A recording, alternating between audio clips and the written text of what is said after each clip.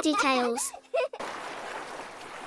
ఒక అందమైన నీలి సముద్రంలో ఒక చురుకైన చిన్న తాబేలు తన కుటుంబంతో కలిసి జీవించేది. ఆ తాబేలు పేరు టిల్లీ. టిల్లీ తన కుటుంబంలోని తాబేళ్ళ కన్నా చాలా చిన్నగా ఉండేది. టిల్లీ ఆకారం చిన్నదిగా ఉన్నందువల్ల ఆమె ధైర్యంగా మరియు బలంగా లేదని అనుకుంటూ ఉండేది. కానీ టిల్లీ సోదరులు మాత్రం వేగంగా ఈదగలిగేవారు, లోతుగా మునగగలిగేవారు. కానీ టిల్లీ తోటి తాబేళ్లతో సమానంగా ఈదలేక సముద్రం లోపలికి వెళ్ళలేకపోయేది. అందువల్ల ఆమె తరచూ తీరానికి దగ్గరగా ఉంటూ చిన్న చిన్న గులివెందులతో, రంగురంగుల చేపలతో, పీతలతో స్నేహం చేస్తూ కొత్త కొత్త విషయాలు తెలుసుకుంటూ, కథలు చెప్పుకుంటూ, ఆనందంగా అలలతో ఆడుకుంటూ ఉండేది. అలా రోజు టిల్లీ కుటుంబంతో మరియు స్నేహితులతో గడిపేది. ఒకరోజు ఉదయాన్నే టిల్లీ తన పెద్ద అన్నయ్య టోబీ పురాణ ప్రఖ్యాతగాంచిన ముత్యాల కోట గురించి మాట్లాడుతుండగా ఆమె వింటుంది. టోబీ ఇలా చెప్పాడు: సముద్రంలో ఒక అద్భుతమైన, అందమైన, ముత్యాలు, రతనాలతో కూడిన ఒక ముత్యాల కోట ఉంది అని అందరూ చెప్తున్నారు. తెలుసా, అక్కడికి ఇప్పటి వరకు ఎవ్వరూ చేరుకోలేకపోయారు. అది సముద్రంలోనే అందమైన ప్రదేశం అని చెప్తున్నారు. వెలుగులు విరజిమ్మే రత్నాలు, మెరిసే ముత్యాలు, స్నేహపూర్వకమైన సముద్ర జీవులతో నిండి ఉంటుందట. కానీ టిల్లీ కుటుంబంలో వారెవ్వరూ ఇప్పటి వరకు ఆ ముత్యాల కోటను చూడలేదు.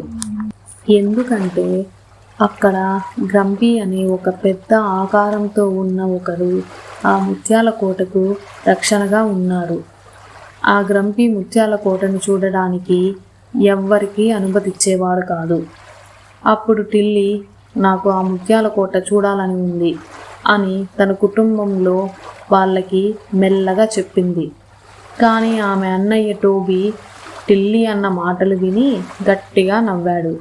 టిల్లీ, నువ్వు చాలా చిన్నదానివి, నువ్వు అంత లోతు ఈదలేవు, నీకు నీరసం వస్తుంది, అదే కాకుండా గ్రంపీని నువ్వు ఎదుర్కోలేవు అని చెప్పాడు.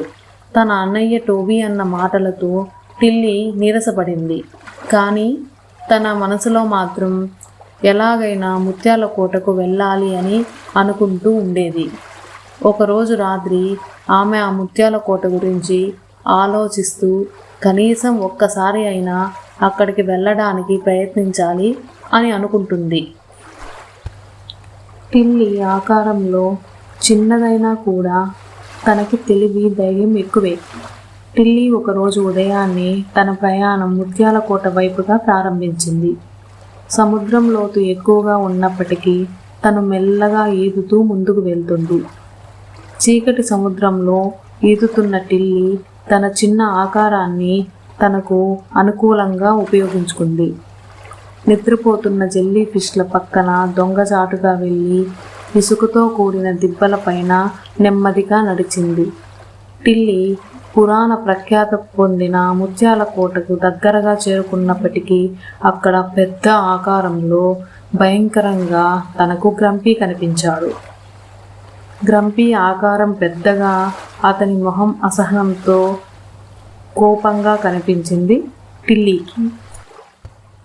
కానీ టిల్లీకి ఒక ఆలోచన వచ్చింది. తను ఒడ్డున ఉన్నప్పుడు గులివెందులో చేసే నాట్యం తనకు ఎంతగా ఆనందం కలిగించేదో గుర్తుకు వచ్చింది.